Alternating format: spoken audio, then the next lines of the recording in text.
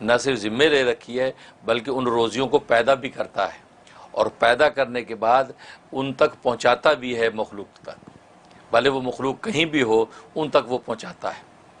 اور قرآن کریم میں اس چیز کا اظہار کر دیا کہ وما من دابۃ فی الارض الا علی اللہ رزقها، کہ روئے زمین پر کوئی بھی چوپایا چلنے والا جاندار ایسا نہیں ہے کہ مگر اس کا رزق اللہ کے ذمے ہے۔ وَيَعْلَمُ مُسْتَقَرَّهَا وَمُسْتَوْدَعَهَا، اور اللہ تبارک و تعالیٰ اس مخلوق کے مستقل ٹھکانے کو بھی جانتا ہے اور اس کے عارضی ٹھکانے کو بھی جانتا ہے۔ سبحان اللہ۔ یعنی اس میں اس بات کا اشارہ ہے کہ دنیا کے اندر اگر آپ اپنا ٹھکانہ بدلیں تو متعلقہ اداروں کو اطلاع کرنی پڑتی ہے کہ جو ہمارا ایڈریس چینج ہو گیا ہے، اب ہمارا چیک وہاں بھیجیں، جی ہے نا؟ تو وہ نہ کرے تو وہ جو آپ کا چیک ادھر ادھر ہو جائے گا۔ اللہ فرماتے آپ کو ہمیں کہنے کی ضرورت نہیں ہے، آپ جہاں مستقل رہتے وہ بھی ہمیں پتہ ہے، عارضی طور پہ کہیں ٹھکانہ آپ کرتے ہیں وہ بھی ہمیں پتہ ہے، آپ کا رزق وہیں پہنچے گا، لہذا پہنچتا ہے۔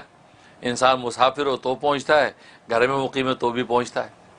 بلکہ اس پر جو حضرت موسیٰ علیہ السلام کا واقعہ بڑا دلچسپ آتا ہے کہ حضرت موسیٰ علیہ السلام کو اللہ تبارک و تعالی نے جب کوہ طور پہ تجلی دکھائی اور آپ نے یہ سمجھا کہ آگ ہے، اور اپنے اہلیہ جو ہے وہ درد ذیل میں تھیں، تو آگ لینے کے لیے وہاں گئے تو پتہ چلا وہاں تو رب کریم کی تجلی تھی، تو اللہ تبارک و تعالی سے ان کی گفتگو ہوئی، کلام ہوا اور وحی نازل ہوئی، اور ساتھ ہی حکم ہوا کہ فرعون کے پاس جاؤ دعوت حق دینے کے لیے۔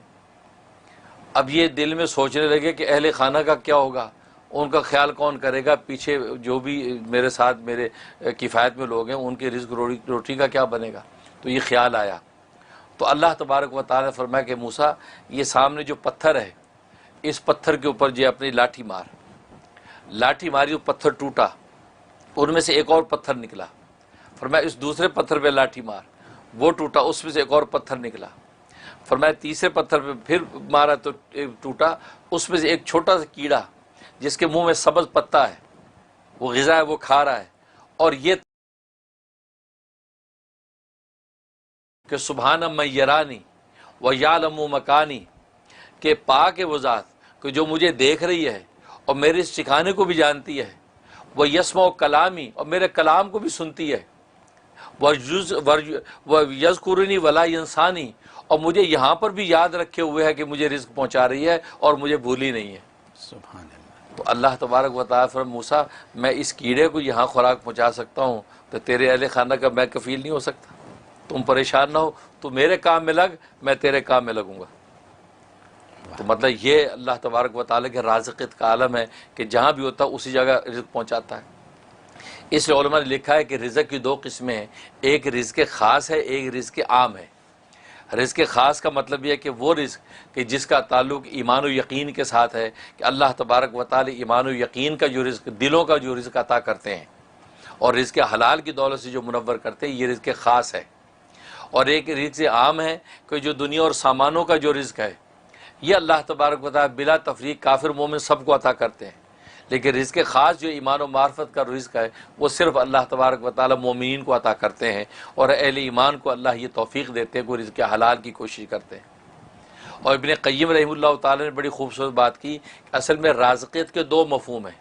رازقیت کا ایک تو مفہوم یہ ہے کہ اللہ تبارک و تعالی جو ہے وہ ایک وہ رزق عطا کرتے ہیں جو انسان کی ایمانوں اور انسان کے سامانوں کا رزق ہے، اور وہ اپنے انبیاء اور اولیاء کے ذریعے سے اللہ تبارک و تعالی مخلوق تک پہنچاتے ہیں۔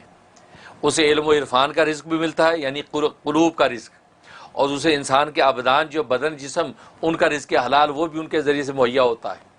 ایک یہ مطلب، اور دوسری قسم رزق سے مراد یہ ہے کہ وہ رزق جو رزق حلال ہے، جو بدنوں کا علم ہے، اللہ تبارک و تعالی نے بدن کی نوعیت طبی طور پہ ایسی بنائی ہے، ایسی اندر وینز اور رگیں اور ایسے سلسلے رکھے ہیں کہ وہ رزق ان کے ذریعے سے اسے اپنے متعلقہ مقام تک پہنچاتے ہیں۔ کیونکہ اگر رزق موجود ہو اور اندر کھانے کا نظام ڈسٹرب ہو جائے تو کیسے پہنچے گا؟ تو فرمایا کہ انسان جب کھاتا ہے تو وہ نالیاں اللہ نے ایسی بنا رکھی ہیں کہ ہر چیز اپنے اپنے مقام پہ جا رہی ہے، پانی اپنے مقام پہ جا رہا ہے، غذا اپنے مقام پہ جا رہی ہے، ہر چیز اپنے اپنے مقام پہ ٹھہر رہی ہے۔ اور پھر کھانے کے بعد انسان اگر الٹا ہو جائے تو وہ کھانا باہر پلٹتا نہیں ہے، یعنی ایسا نظام رکھا، کھانا گیا اب وہ پلٹ کے آتا۔ فرمایا یہ جو دوسرا رزق کا مفہوم ہے کہ اللہ نہ صرف کھلا دیتا ہے بلکہ کھلانے کے بعد وہ اس کو اپنے اپنے مقام پر پہنچا دیتا ہے اور اس کے اچھے اور نیک اثرات ظاہر کرتا ہے۔ یہ اللہ تبارک و تعالیٰ کی رازقیت ہے جو کسی دوسری ذات کو حاصل نہیں ہے. اس لیے اللہ تبارک و تعالیٰ رزاق ہے، یعنی بہت زیادہ روزی دینے والا. مطلب نہ صرف روزی دینا بلکہ روزیوں کو پیدا بھی کرتا ہے اور اپنے اپنے مقام پر ہر ایک کو اس کی روزی پہنچا بھی دیتا ہے.